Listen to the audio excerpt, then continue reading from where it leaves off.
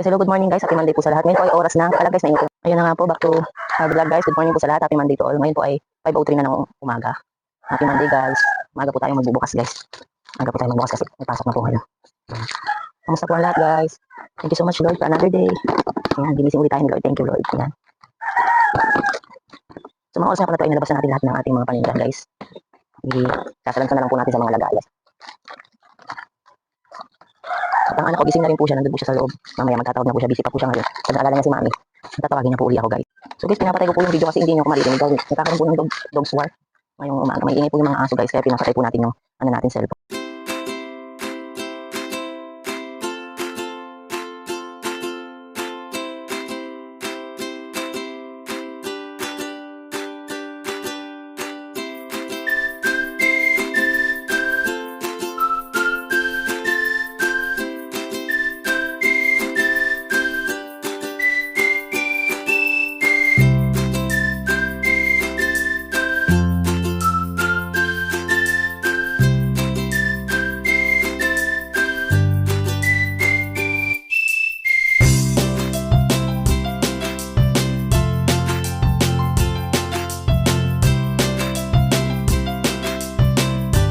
So guys, ako sa video ko ng mga guys. So yan lang tayo sa mga nangyari sa video tayo. Kasunod sana So guys, ngayong araw guys, nailista ko na po kahapon yung mga papamaling ni Mister sa paghatid niya mamaya sa anak. Isasabay na po natin yung mga talagang wala na po tayo. Dito po like dito po sa down ko, konti na lang. And then ayan po. Yan guys. Yan marami pa po sa mga sabon. Pero magdadagdag po tayo ng ibang ano. And then dito po sa shampoo guys, dito ko lang po yung camera. Yan guys, dito sa shampoo magdadagdag po tayo ng ayan, isang hanap pa po tatlong piraso na lang. And then yung pantin po na violet kasi may nagre-request po, may nauubos. Maganda raw po kasi yun. Yun po yung binili natin nung una. So mag-a-add po tayo ng mga ilang shampoo. Yan guys, tapos sa kape po yan. Ito po yung nabili natin na wala pa rin siya. Toothbrush guys, and yung tissue natin guys, 5 piraso na lang. Salamat po sa mga bumili. And ito po yung kape natin, 3-in-1 guys, tatlong piraso na lang siya. So try natin kung makapag-add pa tayo. And then ayan yung gatas po natin, Birch Tea, Milo. Ito yung mga biscuit natin guys, dalawa na lang mag-add tayo dyan, kahit dalawang packs po. Yan guys, miswa natin. So tanghon may munggo pa po dyan. Dito naman po guys, ito, yung mga bread na natin. Sa section po na to, siguro ito lang pong Ajinomoto ang bili natin. Tapos yung mabilis na po yung pinong-pinong paminta guys. And then dito po kulang na ng 200 grams na ketchup yan guys. Mabili po kasi yung dito yung 200 grams. And ito po mag-add tayo ng mantika. Yan sa toyo, ano po mag-add po tayo kahit ilang peraso. Sa mga dilata naman po marami na po. Wala siguro mag-add tayo ng kahit 5 fresca sardines guys. Tapos dito, corn beef natin guys, dalawa na lang. Dagdagan din po natin. Ito pong aprikada mabilis. So dagdagan din po natin yung mamaya guys. So guys, nalista na nga po natin yung mga bibili ni Mr. mamaya. O yung maaga pa naman po guys. So i-update ko na lang po kayo mamaya sa mga papamili ni Mr. And konting oil and pricing po tayo. Ngayon na lang po ulit guys. So habang naghihintay po tayo ng customer, pasok muna po ako sa loob. At lunis po kami papasok po na maaga ang aking anak. Update ka na lang po kayo mamaya guys. Happy na po tayo at 5:33 pa lang po ng umaga ay bumili na ng itlog, 3 peraso, kape at saka noodles guys. Ito po. Thank you po, happy po tayo. Thank you Lord, thank you so much Lord. So happy lunch po sa mga nagla-lunch ngayong mga oras na to guys. O kakauwi lang po ni Mr. galing sa namalengke po siya. So madami-dami po yung wala dito sa grocery na pinuntahan niya guys. And siguro po guys, mamaya na lang pag uwi-ulin ng mga anak namin, ipapasabay ko po sa kanya yung mga ibang wala po na, hindi niya po nabili. So ito lang naman po yung mga pinagbayaran niya guys, 792.10 pesos po guys. So i-hauling lang po natin na mabilis guys. Una po itong si Choco Mocho guys. So ang puhunan niya po ay 71 pesos guys. So binibenta ko po siya ng 9 pesos dito po sa aming lugar. 9 pesos per piece po. So disclaimer lang po guys, dahil hindi po tayo pare-pareho ng ating mga presyuhan. Ito po ay based dito sa aming lugar guys. At lagi po natin i-consider ang panggas or pamasahe. At yun na nga po, lagi natin kailangan i-consider ang gas at ating pamasahe kung tayo pa yung namasahe. So ito po guys na ketchup guys, 2 pieces ng 200 grams na ketchup. Mabili po ito dito sa amin. Agin tayo ng 3 perasong pansit canton guys, dahil meron pa naman po doon. Ang bentahan ko po dito ng pansit canton ay 17 guys. Disclaimer lang po sa ating mga presyuhan guys. And then Lucky Me ito, walang yung nakaraang Lucky Me beef po natin, iisa na lang po yung natira guys. So ito nagpabili po ulit tayo ng 5 pieces na Lucky Me beef. Sa chicken po, marami pa rin po talagang tayong chicken. Then guys, nag-add lang po tayo ng dalawang mantika. Ang puhunan po niya dito ay spring, 66 pesos po ang isang bote ng spring. So add po tayo dito, siguro po benta ko po siya ng 72 or 73 pesos guys. Siguro po medyo matagal bago to mabili guys, kasi nga po medyo pricey po siya. Tingnan po natin kung ano. And then guys, meron din po tayong asin. Yan guys, add po ako ng dito, 3 pesos bawat isang pack. Ang benta ko po dito ay 12 pesos guys. Nabili po namin siya ng 9 pesos per isang ganito po. So add po ako dito ng 3 pesos bawat isa. Minsan lang din po may naghahanap niyan guys ng asin. Yung nakarang isa ko po yan siguro po isang buwan na, ngayon na isang peraso pa rin siya. Ayan guys, ito po, chicken cubes lang po ang binibenta ko dito sa amin guys, chicken cubes. Ang benta ko po sa chicken cubes ay 8 pesos. Ang puhunan niya po ay 38 pesos. Wala pong chichi guys, yung mga pinalista ko dito sa pinuntahan namin. So, small chichi lang po yung nabili niya sa chicheria guys, yung Alibaba. Ang puhunan po dito sa amin ito guys, sa maliliit na chicheria ang ganito ay ito po guys, 1950. So binibenta ko po siya ng 3 pesos per isang peraso guys, 3 pesos po. So meron po tayong halos 10.5 po bawat isang pack. Ito lang po nabili ni Mr. Wala po yung ibang chicheria na pinabili niya. Tapos yung ano natin guys, ang bilis ng pamintang pino dito guys kasi pag namili ako isa ganyan, pag isa-isa lang halos tag-iisa. May mga buo po, yung mga kasabayan nandiyan pa rin yung buo at saka yung medyo yung slightly crack po na paminta. Kaya nagpabili po tayo ng tatlo guys yan. Tatlo na po ang pinabili natin. Ito po mabili sa amin yung pinong paminta. Ano po to guys, ang puhunan niya po ay 10 pesos guys. Ang bentahan ko po dito, piso isa. So sa ganito po may 5 pesos ka guys kasi 15 peraso po siya. So guys, namili lang po ako ng isa kasi may naganap po nung nakaraan. Namili lang po ako ng isang peraso lang po guys na San Marino yan. Ang presyo po nito sa amin, puhunan po nito ay 38.5. So add lang po ako dito ng 4 pesos guys. Kasi 38.5, ano na po to? Halos 39. Kaya po ang benta po natin siya ng 43 pesos. Yung nakaraan po medyo parang tumaas siya ng piso kasi yung nakaraan guys, ang bentahan ko lang po dito sa amin ay 42 lang po. Ngayon kailangan kong mag-add ng piso para po meron tayong 4 pesos.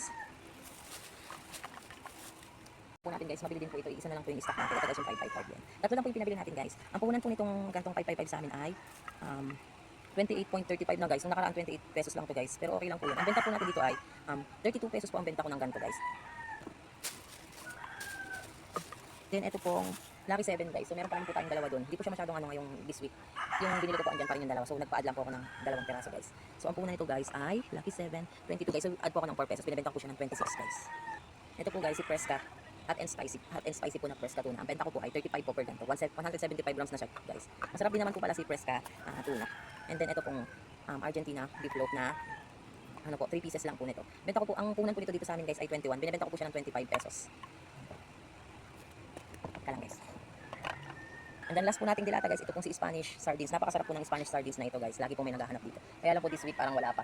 So namili lang po ako ng isang peraso dahil ang ano lang po guys, pinagkasya ko lang po yung ano natin, yung budget natin sa pamamalengke yan. Mas nagano po ako dito sa mga dilata guys kasi nga po, kung napapansin nyo kanina, kukunti na lang po yung dilata natin. So susunod na benta po natin, yung iba naman po yung paparamihin natin. So ito nga po palang sardines na ano na to na Spanish sardines guys. Ang puhunan po nito ay 33 pesos. So guys, ito pong ang bango niya, sobrang mabango po siya sa speed na plating guys. Ang bango niya po, ang bentahan ko po guys sa mga bareta namin dito sa lugar po namin ay 9 pesos po per isang per cut guys. And then ito na po guys yung last natin kasi wala na po tayong sunbox guys. Isa na lang na violet na ano na 20. Ito na lang po yung mga natira dito sa atin. Yung white, wala na po. Yung plain na Zonrox. Ito po, nabili po kanina yung last natin. So nag-add po ako ng dalawa lang po yan.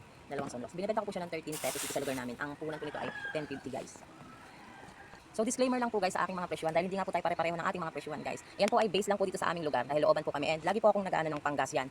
Talagang i-consider po natin yung gas at ang ating pamasahe guys. Ganyan. So abangan po natin guys mamaya pagdating ni daddy ay pagsundo niya po sa mga anak, papadaanan po natin sila dyan guys. Ang mga bibili niya po ron ito katulad po ng Great Taste, wala po sa ano dito. Nandito po siya sa listahan pero wala po siya nabili niya dito sa isang grocery nito. Great Taste yan po guys. Yung patos na maliliit guys, mga chichi yan guys. Tapos yung Pantene Violet kasi may naghahanap po yun na shampoo, yung tatluhan po. At saka po itong si Hanaping. Ang bango po nito guys. Mabili po ito dito sa amin yan guys. So mas nauna pa po siyang maubos sa may Sunsilk at ano guys, Palmolive. Ang bango niya po pala, tapos may free pa siya nakakatog. So mamaya magpapahanap po tayo guys diyan sa chemist diyan sa bibili. Then sa frozen din guys, itong ano na to lagi po ako diba, nung nakarang vlog ko nagpaanak sa kanya ng Malos chicken meatloaf. Wala pa pong stock guys. So magpabili din tayo ng frozen mamaya kahit na mga tatlong balot na ano at saka hotdog guys kasi anim na lang po yung nasa rep natin ng hotdog. Yan ililista ko po dito. Update ko na lang po ulit kayo mamaya guys. So ito na guys, naisabit na nga po natin ang ating mga ibang pinamili. Yan yung biscuit natin na bago guys. Yan. Ang kape.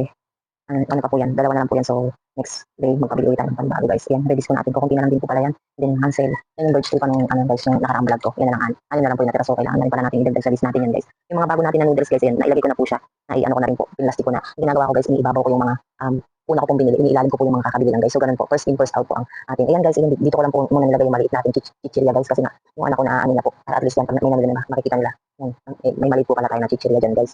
So asukal guys, na-check ko rin guys, 3 peraso naman tag-tatlo. So kailangan magdagdag agad tayo guys. And then sa kape guys, yan. Nailagay ko na din po dito yan, yung mga sundox guys, yan. Yan yung mga dilata natin. So kung napapansin niyo po, magkakaanin. Yan guys, we're back. Hapon na po guys, medyo maano na 6:24 na, hihintay na lang ating closing. So nakabili na po si Mr. ng mga ilan yung mga wala nating ano kanina. Yung mga natira po natin kanina, ang napagbayaran niya po ngayon sa pangalawang grocery na pinunta niya ay 707 pesos guys. So guys, ito na nga po, hold ko na po na mabilis. Ito po toasted bread guys. 8 pesos nga po ang bentahan natin ng toasted bread. Yung maliliit po na chichi, sobrang liit naman po nito guys. Tingnan ko pa kung magkano po ang bentahan natin ito kasi sabi ko yung pwedeng ibenta ng 3 pesos isa. Sobrang liit naman ang binili niya. Titignan ko po mamaya kung ano magkano. Yung super crunch din guys, sobrang maliit siya. Super crunch, 13 pesos. Magkano po ang bentahan niya ng super liit na super crunch guys? 13 pesos po ang puno. Ito po tatlong asukal guys, tatlong wash na asukal. Ayan guys, meron na. Ito na po, nakabili na si Mr. ng coffee milk. May naganap kasi nung nakaraan ito, yung isang araw. Siya din yung naganap ng ininom na mantika guys. So namili na po ako. Sila, ano ko po yung hipag ko po at saka pamangkin ko, naghahanap din sila lagi yan. Lagi po wala dun sa isang grocery na pinupuntahan namin. Ngayon yung pinuntahan nila yan, meron na po tayong coffee. So ang bentahan nga po guys ng ganitong kaliit dito sa amin ay 3 pesos guys na coffee milk po.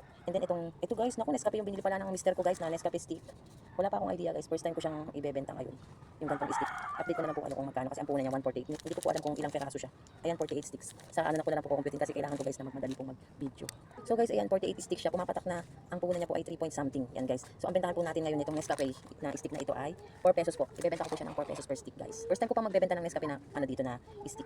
At I think medyo matagal-tagal po ito maubos. So guys, dito na po tayo sa mga shampoo at sabon guys. Nagpabili po ako ng Pantene Violet kasi gusto po ng isa namin suki dito ng Pantene na Violet. Pero wala po siya nabili. Ito po yung nabili niya, yung Pantene na kulay pink guys. Ang puhunan po nito ay 82 pesos. So pumapatak na 6 point ano po ang kanyang puhunan. So ang benta ko po sa kanya guys kasi yung point po na yun ay parang pag inana natin, parang 7 na rin siya pumapatak. Oo nga guys, kasi 6.8 na so 7. So ang bentahan po natin dito ay add po ako ng 2 pesos per ano guys kasi hindi po siya ganun kaano 2 pesos po. Ang bentahan ko po dito ay 9. Add po ako ng 2 pesos guys.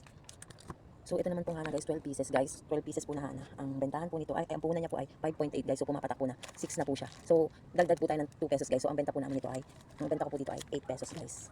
Ito din po guys, yung wings na meron na namang free yan. Nag-i-stock po talaga ako ng wings kasi lagi siyang may free. Ito pong green wala siyang free. Ang benta ko po ng wings dito sa lugar namin. Disclaimer lang po guys, 8 pesos yan guys. Yung mga gantong powder po. 8 pesos. And then ito naman po guys, dalawa na lang. Downy guys. Downy. Ito guys, wala siyang free pero 2, 4, 6. And ito pong kala guys, 6 pieces po siya. Meron po siyang 33% more guys. Ang puhunan niya po ay 45 guys. Nakaraan guys, parang 42 lang siya. Tumaas siya guys. 45 divided by 6.